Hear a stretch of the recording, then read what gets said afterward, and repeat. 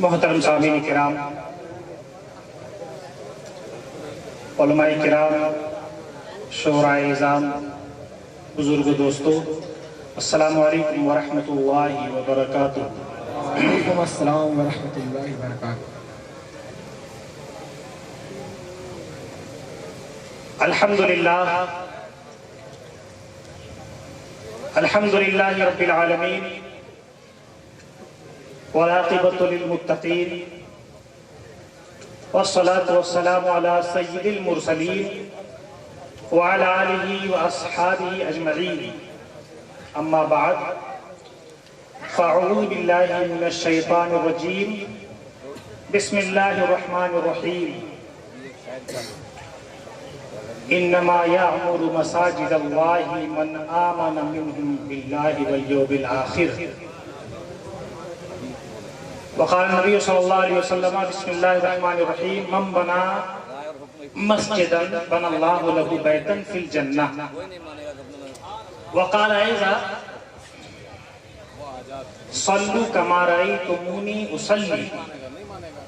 صدق اللہ العلی العظیم وصدق رسولہ النبی الامین الکریم، ونحن على ذلك لمن الشاہدین والشاکرین والحمد للہ رب العالمین۔ وقت بہت تیزی سے گزر رہا ہے، مجھ سے پہلے محب گرامی حضرت مولانا غلام ربانی صاحب قبلہ نے بڑی اچھی تقریر آپ حضرات کے سامنے پیش کی، اور میں بھی کوشش کروں گا کہ کچھ دیر تک آپ حضرات کی سماع خراشی کروں۔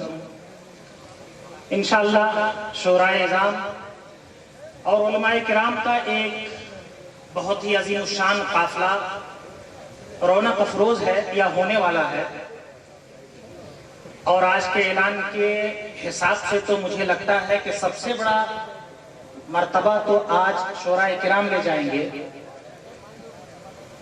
کیونکہ آج ہم اور آپ 1100، 1200، 1500 یہ سب کچھ دیں گے، دے ہی رہے ہیں لوگ، لیکن آپ نے جو انعام کی شکل میں شعراء کرام کو پیش کیا، اب مسجد میں جو پیسہ جائے گا وہ آپ کی طرف سے نہیں ہوگا، وہ اب ان کی طرف سے ہو جائے گا۔ سبحان اللہ سبحان اللہ۔ یہ منفرد جلسہ ہوگا جس میں آنے والے حضرات مہمان حضرات آپ کی مسجد کے لیے اپنی جیب خاص سے، اپنی ملکیت سے تعاون کے طور پر خطیر رقم پیش کر کے جائیں گے۔ درود شریف پڑھیں تو کچھ آگے عرض کروں۔ اللہم صلی علی سیدنا شفیعنا مولانا محمد معدن الجود والکرم وعلی آلہ الکرام ومن الکریم بارک وسلم، صلاۃ و سلام دائما علیک یا سیدی یا رسول اللہ۔ میرے دوستوں اور بزرگوں، یہ جلسہ تعمیر مسجد کے حوالے سے ہے۔ سنگ بنیاد کے تعلق سے اس جلسے کا اہتمام ہوا ہے۔ محرم الحرام کا مہینہ ہے، اسی مناسبت سے امام حسین کی طرف بھی اس مجلس کو منسوب کیا گیا ہے، ورنہ آنے والے موجودین جو آ چکے ہیں سب کے سب یہ جانتے ہیں کہ اس جلسے کا تعلق جہاں امام حسین سے ہے وہاں مسجد کی تعمیر نو سے بھی ہے۔ امام حسین کی ذات بابرکات محتاج تعارف نہیں ہے۔ جو کام آپ نے کر دیا ہے، مسلمان کا بچہ اپنا نام صحیح سے جانے یا نہ جانے، امام حسین کا نام ضرور جانتا ہے۔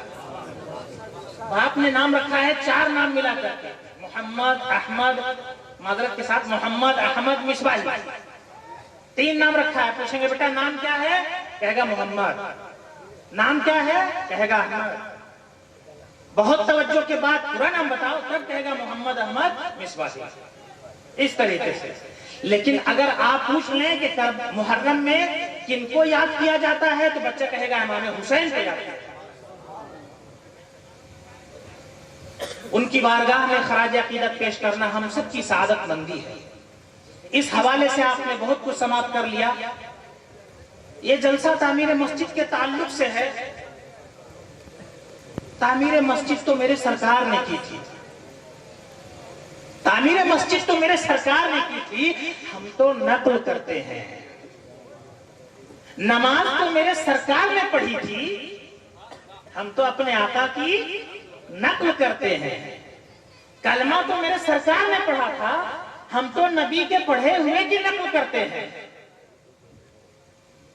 مدینہ منورہ میرے نبی تشریف لائے، پہلی مسجد کی تعمیر ہو رہی ہے، مسجد قباء کی۔ سرکار اپنی اس عمر میں 50 سال کی عمر میں سرکار اپنے کندھے پر بڑی بڑی اینٹ پتھر سے تراش کی ہوئی اینٹ اٹھا کر کے دیوار پر رکھ رہے ہیں، تو حضرت امیر حمزہ سید الشہداء سرکار کی بارگاہ میں آ کر کے حاضری دیتے ہیں، کہتے ہیں یا رسول اللہ آپ رہنے دیں، آپ بوڑھے ہو چکے ہیں، آپ کمزور ہو چکے ہیں، ہم لوگ کام کرنے کے لیے کافی ہیں۔ تو سرکار نے ارشاد فرمایا چچا جان آپ بھی بوڑھے ہو چکے ہیں، جیسے جنت میں جانے کی تمنا آپ کو ہے، ویسے ہی رب کا شکر ادا کرنے کی تمنا میرے دل میں بھی۔ میرے نبی نے پہلی مسجد کی تعمیر میں یہ درس دیا تھا کہ مسجد کی تعمیر میں پیسہ بھی لگتا ہے اور مسجد کی تعمیر میں محنت بھی لگتی ہے، تب کہیں جا کر کے مسجد مکمل ہوتی ہے۔ آپ مسجد نبوی پہنچیں گے تو مسجد نبوی کے ٹھیک پچھم کی طرف ایک نئی عمارت بنی ہوئی ہے، اس نئی عمارت میں ایک میوزیم ہے۔ اس میوزیم میں اس دور میں مسجد نبوی کیسی تھی اس کا نقشہ بنا کر کے رکھ دیا ہے آج کی حکومت میں۔ کیسی تھی شیشے میں پیک کر کے رکھ دیا ہے۔ میرے دوستو پتھر کی اینٹیں ہیں، کچی چھت ہے کھجور کے شاخوں کی، کھجور کے تنے پر کھڑا بیچ کا کھمبا ہے، لیکن سبحان اللہ کیا نورانیت ٹپکتی ہے، اس سادگی میں کیا نور ہے۔ اس مسجد پر قربان ہونے کو جی چاہتا ہے۔ تصور میں آدمی اس وقت کے دور کو محسوس کرتا ہے جب میرے نبی نے مسجد کی تعمیر کی تھی۔ آج تو بڑی وسعتیں ہو چکی ہیں، آج تو بہت فراخی اور کشادگی ہو چکی ہے۔ انسان اسی کشادگی کے حوالے سے عمدہ مسجد تعمیر کر لیتا ہے۔ میں نے کہا ہم تو مصطفیٰ کی نقل کرتے ہیں، مسجد تو مصطفیٰ نے تعمیر فرمائی تھی۔ جب بے سر و سامانی کا عالم تھا، جب قسم کرسی کا عالم تھا، جب کوئی پوچھنے والا نہیں تھا، مدینہ کے مسلمان ایسے تھے جو کسان تھے، کھجور کی کھیتی کیا کرتے تھے، ان کے پاس دولت کے انبار نہیں ہوا کرتے تھے۔ مکہ سے آنے والے تاجر تو تھے مگر مہاجرت کی بنیاد پر ان کے پاس دولت نہیں بچی تھی۔ ایسی قسم کرسی کے عالم میں جو مسجد بنی تھی وہ مسجد لاجواب تھی۔ ہم تو اس مسجد کی نقل کرتے ہیں، اور نقل کرنا ایک کی بات نہیں ہے، ہم تو نقل کرنے ہی میں اپنی کامیابی سمجھتے ہیں۔ سبحان اللہ، ہم تو نقل کرنے میں اپنی کامیابی سمجھتے ہیں۔ میں نے عرض کیا نماز تو مصطفیٰ نے پڑھی تھی، ہم تو مصطفیٰ کی نقل کر رہے ہیں، ہم تو مصطفیٰ کے کیے ہوئے کو ادا کرنے کی کوشش کر رہے ہیں۔ قربان جاؤ میرے نبی معراج کو تشریف لے جاتے ہیں۔ اچھا ایک بات بتاؤ، میں بیچ میں آپ سے پوچھنا چاہتا ہوں، جب آپ کوئی اچھی چیز کسی کو بھیجتے ہو تو کسی اچھے کے ہاتھ سے بھیجتے ہو، صحیح ہے یا غلط ہے؟ آپ نے 2 روپے کا سامان اپنے گھر بھیج دیا بگودر سے، تو آپ کسی کے بھی ہاتھ بھیج دے گے بھیا میرے گھر پہنچا دینا۔ لیکن آپ نے اگر 2 لاکھ کا سامان بھیجنا ہے تو کسی ایرے غیرے کے ہاتھ سے نہیں بھیجو گے۔ اب آپ ڈھونڈو گے کون ایسا آدمی ہے جو بہت اعتماد والا ہو، جس پر اعتماد ہو سکے، جس پر پورے طور پر یقین ہو سکے، جس کے صداقت و امانت کا دل میں ایمان ہو، آپ اسے اتنا روپیہ دو گے کہ ہمارے گھر پہنچا دو۔ دل میں یہ بات لگی بھی رہے گی، زمانہ ہی ایسا ہے، دل میں یہ بات لگی بھی رہے گی پتہ نہیں پہنچائے گا یا نہیں پہنچائے گا۔ فون کر کے موبائل کا زمانہ ہے، پوچھو گے پہنچ گیا یا نہیں پہنچا ہے۔ گھر کے دروازے پر رہنا، جیسے آئے گا لینا اور گن کر کے دیکھنا، اس کے بعد رخصت کرنا۔ میں عرض یہ کرنا چاہتا ہوں کہ جب کوئی اچھی چیز ہوتی ہے تو اچھے کے ہاتھ سے پیش کی جاتی ہے۔ ابھی آپ نے 1100-1200 کا چندہ سنا ہے نا، ابھی 5000 کا بھی چندہ ہوگا، 10,000 کا بھی چندہ ہوگا، لیکن انتظار کس کا ہے جانتے ہیں؟ چندہ جب اچھا ہوگا تو اچھے کے ہاتھ سے جانا چاہیے۔ چندہ جب اچھا ہوگا تو اچھے کے ہاتھ سے جانا چاہیے۔ میرے نبی عرش اعظم پر تشریف لے گئے، مقام قاب قوسین او ادنیٰ پر تشریف لے گئے۔ وہاں تشریف لے جانے کے بعد اللہ رب العزت نے तोहफे में नमाज दी। तोहफे में क्या अता फरमाया? नमाज। अल्लाह रब्बुल इज्जत का हुक्म था, नमाज किसी भी वक्त नाजिल, नमाज का हुक्म नाजिल हो सकता था, मगर ये तोहफा वहां मिलने का मतलब है इसकी अहमियत। इसकी अहमियत की बुनियाद पर ये अच्छी चीज अच्छे के पास से, अच्छे के वास्ते से सालेहीन के पास आई, अच्छों के पास आई। सुभान अल्लाह। मैं इसके ताल्लुक से आपकी तवज्जुहात को अपनी तरफ मबजूल करूंगा अगर वक्त मिला तो। मैं अर्ज ये कर रहा था, नबी करीम अलैहिस्सलातु व तस्लीम पर हुक्म नाजिल हुआ नमाज का। सहाबा किराम सरकार की बारगाह में पहुंचे और पहुंचने के बाद अर्ज करते हैं, या रसूल अल्लाह, अल्लाह ने नमाज पढ़ने का हुक्म दिया है। तवज्जुहात, अल्लाह ने नमाज पढ़ने का हुक्म दिया है, हम कैसे पढ़ें? हम कैसे पढ़ें? सरकार ने इरशाद फरमाया, सल्लू कमा रअयतुमूनी उसल्ली। सुभान अल्लाह, सुभान अल्लाह। बहुत इस हदीस पाक के टुकड़े पर उलमाए किराम की तवज्जुहात का तालिब है। सल्लू, तुम पढ़ो। कैसे पढ़े? कमा रअयतुमूनी उसल्ली। सुभान अल्लाह, सुभान अल्लाह। बहुत माशाअल्लाह, माशाअल्लाह। बहुत मेरी तरफ से भी और अब थोड़ी तवज्जो से सुनिए। जी जी। कमा रअयतुमूनी उसल्ली, गौर कीजिएगा, नमाज पढ़ो। सुभान अल्लाह, सुभान अल्लाह, सुभान अल्लाह। जैसे कि मुझे पढ़ते हुए देखते हो। क्या फरमाया सरकार ने? नमाज पढ़ो जैसे कि मुझे पढ़ते हुए देखते हो। नबी ने ये नहीं फरमाया कि मेरी तरह नमाज पढ़ो।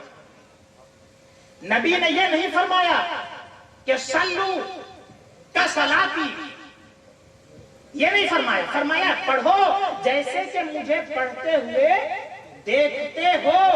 अब तवज्जो का तालिब है, इसमें पहली तवज्जो आपकी इस तरफ दरकार है। नबी फरमाते कमा रअयतुमूनी, जैसे तुम मुझे देखते हो। रअयतुम का फेल माजी है, इससे साबित होता है कि उम्मत पर नमाज के फर्ज होने से पहले नबी नमाज पढ़ते थे। नबी पहले नमाज पढ़ते थे, तब उम्मत को नमाज पढ़ने का हुक्म हुआ। नेकी पहले खुद करो, तब दूसरों को करने का हुक्म दो। भलाई पहले खुद करो, तब दूसरों को करने का हुक्म दो।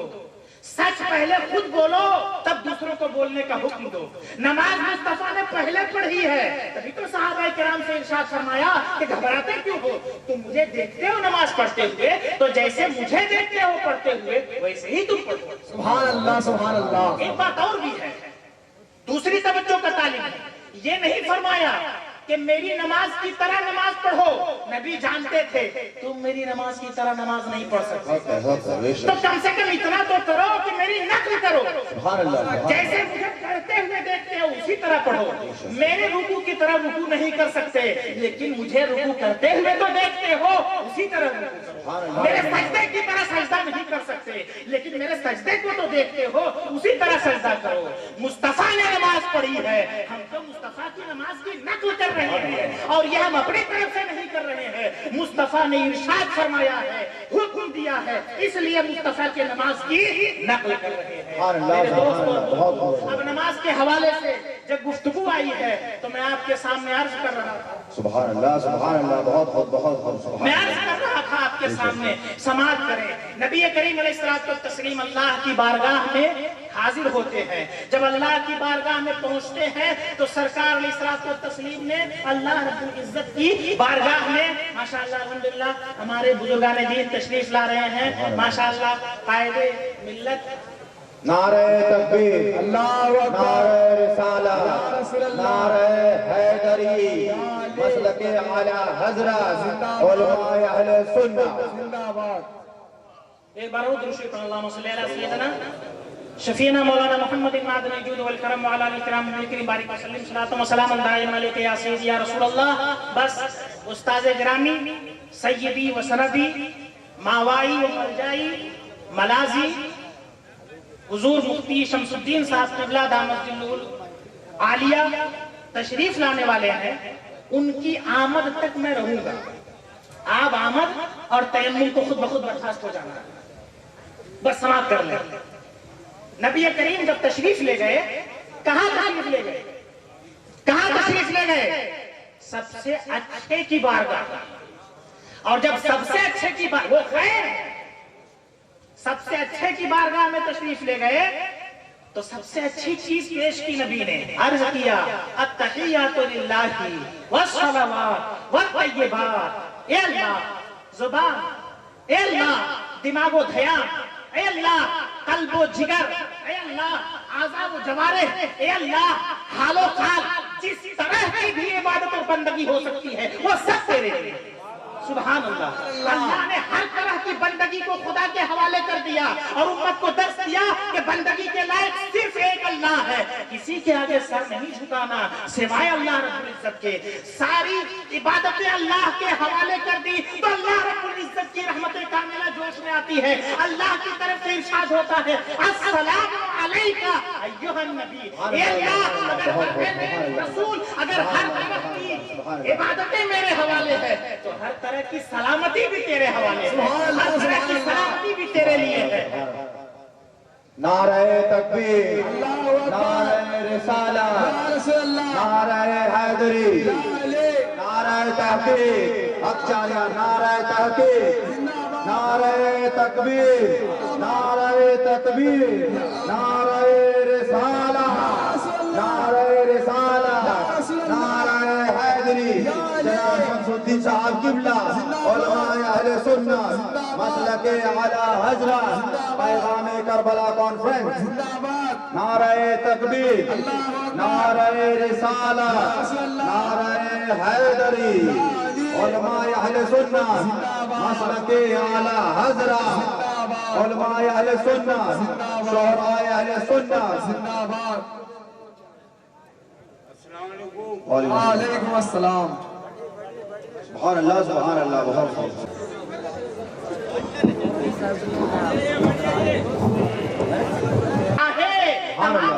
عبادت اللہ کے لیے ہے.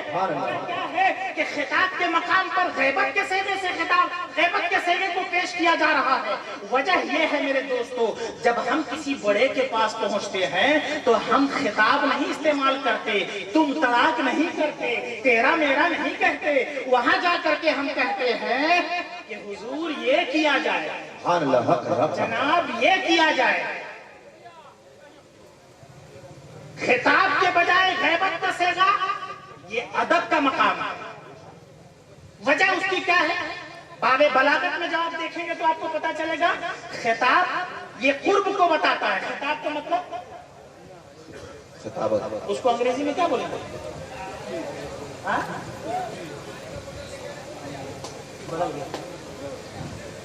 خطاب کا صیغہ یہ موجودگی کو بتاتا ہے. نبی نے خطاب کا صیغہ استعمال نہ کر کے امت کو یہ سبق دیا، اے اللہ تو بہت بلند و بالا ہے، قرب خاص میں تو نے ہمیں بلا لیا ہے، لیکن اس کے باوجود بھی عابد اور معبود میں بڑی دوریاں ہیں. یہ دوریاں اس بات کا تقاضا کر رہی ہیں کہ قریب ہونے کے باوجود بھی میں ادب کو ملحوظ خاطر رکھ کر کے اپنے آپ کو دور ہی تصور کروں اور یہ پیش کروں اللہ مرتبہ کے اعتبار سے تو بہت ہی عظیم شان ہے، بہت بلند ہے. اس لیے نبی کریم علیہ الصلوۃ والتسلیم نے غیبت کا صیغہ استعمال کیا. اللہ رب العزت کی طرف سے جواب ملا السلام علیکہ. خطاب کا صیغہ اے نبی، خطاب کا صیغہ قرب بتاتا ہے. اے نبی آپ دور نہیں ہیں، آپ قریب ہیں. اچھا ایک بات بتائیے، اللہ نے جب قرب کا صیغہ استعمال کیا، اللہ کی طرف سے جب قرب کا صیغہ آیا تو اب دوسری مرتبہ نبی کو قرب کا صیغہ استعمال کرنا چاہیے تھا. مگر دوسری مرتبہ جب نبی نے فرمایا تو فرمایا السلام، عرض کیا السلام علینا وعلی عباد اللہ الصالحین. یہاں نہیں فرمایا السلام علینا وعلی عبادک الصالحین. اللہ نے خطاب کا صیغہ استعمال کر کے قرب کی طرف رغبت دلا دی، اس کے باوجود بھی نبی نے غیبت کا صیغہ استعمال کیا. امت کو سبق مل گیا. اے لوگو، بڑا اگرچہ آپ کو قریب کر لے مگر اپنے مرتبے میں رکھنا، اپنی اوقات میں رکھنا. جو حساب ہے اسی حساب میں رہنا. یہ نہیں کہ نبی نے فرما دیا اکرموا اخاکم، اپنے بھائی کی تعظیم کرو تو تم یہ سمجھنے لگنا کہ نبی ہمارے بھائی ہیں. نہیں، یہ نبی کی شان ہے. نبی نے فرما دیا اکرموا اخاکم، تمہارا درجہ یہ ہے کہ تم انہیں خاتم الرسول کہو، تم انہیں یا رسول اللہ سے خطاب کرو. یہ تمہارا درجہ نہیں ہے. میرے دوست اور بزرگوں، اللہ رب العزت نے اس قرب خاص میں 50 نمازیں عطا کی تھی. کتنی نمازیں؟ 50 نمازیں. اور 5 وقت کی نمازوں کی رکعتوں کو جوڑ لیجئے تو کتنی ہوتی ہے؟ کتنی ہوتی ہے؟ 48 48 48 ہوتی ہے. الحمدللہ. میں نے غور کیا کہ کچھ نہ کچھ بات اس میں ضرور ہوگی. تو بہار شریعت میں ایک مسئلہ ملا. حضرت عرض کرنا چاہتا ہوں، مسئلہ ملا. ہمارے مولانا اقبال صاحب کے درمیان اس بات پر بہت پہلے گفتگو ہو چکی ہے. ایک مسئلہ ملا، وہ یہ ہے کہ ظہر کی بعد والی 2 رکعت سنت کو 4 رکعت پڑھنا افضل ہے. سبحان اللہ. ظہر کی بعد والی کتنی سنت ہے؟ ظہر میں پہلے 4 سنت، پھر 4، اب بولیے 4 فرض، اس کے بعد 2 سنت، اس کے بعد 2 نفل. تو جو 2 سنت ہے اس کو 4 پڑھنا بہتر ہے. اب اگر 48 میں یہ 2 اور بڑھ جائیں گے تو ٹوٹل کتنا ہو جائے گا؟ 50. آپ نے سنا ہوگا اللہ رب العزت نے 50 کو 5 میں بدلا اور ارشاد فرمایا جو 5 پڑھے گا اس کو 50 کا ثواب ملے گا. اور غور کرنے سے سمجھ میں آتا ہے کہ 5 وقت کی نمازیں بہتر طریقے سے جو ادا ہوں گی وہ 50 رکعتیں ہیں. ہر رکعت کو اللہ رب العزت نے ایک وقت کا بدلہ بنا دیا. سبحان اللہ سبحان اللہ. بہت بہت. کتنی عظیم ذات ہے رب کی. اپنے نبی کے ہاتھ، اپنے نبی کے واسطے سے نماز جیسی عظیم عبادت کو آپ کے سامنے پیش کیا. امت کو بطور تحفہ، نبی کی امت کو بطور تحفہ یہ نمازیں ملی. نماز آپ جانتے ہیں اچھی طرح کیا ہے. نماز دین کا ستون ہے. مسجد تو بن جائے گی الحمدللہ، یہ اللہ کا گھر ہے. مسجد اللہ کا گھر ہے اور اللہ رب العزت نیک کام میں برکتیں دیتا ہے. آپ نے ارادہ کیا ہے مسجد بن جائے گی، اتنا ایمان کہتا ہے مسجد تعمیر ہو جائے گی. مسئلہ آئے گا مسجد کی تعمیر کے بعد اس کو آباد کرنے کا. کتنا عظیم تحفہ ہے. نماز دین کا ستون ہے. نماز رسول پاک کی آنکھوں کی ٹھنڈک ہے. نماز مومن کے لیے معراج ہے. نماز انسان کی ترقی کا زینہ ہے. نماز اللہ کی پناہ ہے. نماز اللہ رب العزت کے قرب کا ذریعہ ہے. ارے اور تو اور فرمایا گیا ہے اگر کوئی رب سے کلام کرنا چاہتا ہو تو تلاوت کرے، اور اگر کوئی چاہتا ہو کہ رب اس سے کلام کرے تو نماز پڑھے. سبحان اللہ. بہت بہت سبحان اللہ. اگر کوئی چاہتا ہو کہ رب اس سے کلام کرے تو نماز پڑھے. نماز یہ مناجات کا بھی ذریعہ ہے. اتنی عظیم چیز ہے. دنیا میں سب سے بہتر اگر کوئی کام ہے تو وہ نماز ہے. اس سے بہتر کوئی کام نہیں ہے. اتنی بہتر چیز اللہ رب العزت نے نبی کریم کے واسطے سے جب بھیجی ہے تو حضرت موسیٰ علیہ السلام نے عرض کیا یا نبی اللہ، یا رسول اللہ، 50 وقت کی نماز آپ کی امت نہیں پڑھ پائے گی. میں آپ کی توجہ کا طالب ہوں، بڑی جرأت مندی سے عرض کرنا چاہتا ہوں 50 وقت کی نماز آپ کی امت نہیں پڑھ پائے گی، کچھ کم کرا لیجئے. 50 وقت کی نماز 9 مرتبہ میں کتنی بار ہو گئی؟ 5 ہو گئی. میں عرض یہ کرنا چاہتا ہوں، میں نے روایت پڑھی ہے امام اعظم رحمت اللہ تعالیٰ علیہ کے شاگرد امام ابو یوسف رحمت اللہ تعالیٰ علیہ جو اپنے وقت میں خلیفہ ہارون رشید کے دور میں پوری سلطنت اسلامیہ کے قاضی تھے، چیف جسٹس تھے. چیف جسٹس رہتے ہوئے تمام مسائل کو حل کرتے ہوئے ہر دن 200 رکعت پڑھ لیتے تھے. اگر وہ 200 رکعت پڑھ سکتے ہیں تو امت محمدیہ 50 وقت کی نماز پڑھ سکتی ہے. امت محمدیہ 50 وقت کی نماز پڑھ سکتی تھی. لیکن یہ حضرت موسیٰ علیہ السلام کی ضرورتوں کا بھی تقاضا تھا کہ جس جلوہ زیبا کو طور پر ایک ادنا تجلی کی صورت میں ملاحظہ نہیں کر سکے تھے، اسی جلوہ زیبا کو پرتو جمال مصطفیٰ میں ملاحظہ کرنا تھا، دیدار کرنا تھا، جس کے لیے 50 वक्त की नमाज को 9 मरतबा में 5 किया गया। मेरे दोस्त और बुजुर्गों, आप तसव्वुर करें जब हजरत मूसा अलैहिस्सलाम नबी करीम को ये कह करके भेज रहे होंगे कि आपकी उम्मत इतनी नमाज नहीं पढ़ सकती है, आपकी उम्मत इतनी नमाज नहीं पढ़ सकती है, कुछ कम करा लीजिए, सुभान अल्लाह, सुभान अल्लाह, सुभान अल्लाह, बहुत कुछ कम करा लीजिए। आप तसव्वुर करें तो हजरत मूसा अलैहिस्सलाम के ख्याल में आप होंगे या नहीं होंगे? हजरत मूसा अलैहिस्सलाम के ख्याल में आपका रुकू सुजूद होगा या नहीं होगा? कितनी अजीम उम्मत है ये और कितनी अजीम इबादत है नमाज कि हजरत मूसा अलैहिस्सलाम को आपकी नमाजों की फिक्र है, आपके आने से पहले वो आपके तसव्वुरात में डूबे हुए हैं। ऐ मेरे दोस्तों, इतनी अजीम इबादत को अदा करने के लिए मस्जिदों की तामीर होती है, मस्जिदें बनाई जाती हैं।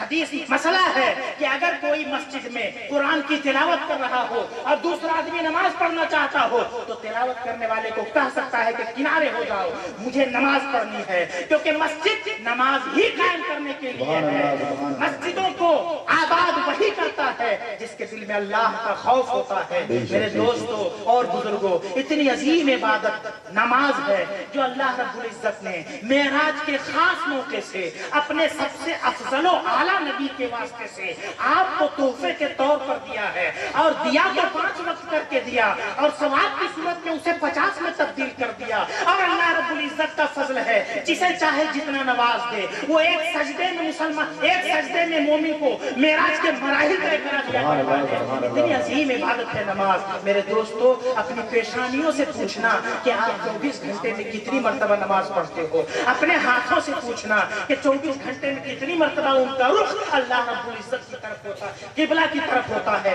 तो अपने पैरों से पूछना कितनी मर्तबा उनकी उंगलियां अल्लाह रब्बुल इज्जत की बारगाह में तस्बीह करती है। मेरे दोस्तों और बुजुर्गों, जब आप अपने जिस्म से सवाल करना शुरू करेंगे, जब आप अपने आप से सवाल करना शुरू करेंगे, तो यकीनन आपके दिल में नमाज की लगन पैदा होगी, यकीनन आपके दिल में अल्लाह का खौफ पैदा होगा। ये एक सजदा जिसे तू घना समझता है, 1000 सजदों जैसे देता है आदमी को नजात। मैं बहुत कुछ कह गया और मेरा वक्त भी खत्म हो गया। तयम्मुम इतनी देर तक नहीं रहता है, इतनी देर तक मैं रह गया। अस्तगफिरुल्लाह रब्बी मिन कुल्लि ज़ंबि व अतूबु इलैह। अस्सलामु अलैकुम व रहमतुल्लाहि व बरकातहू।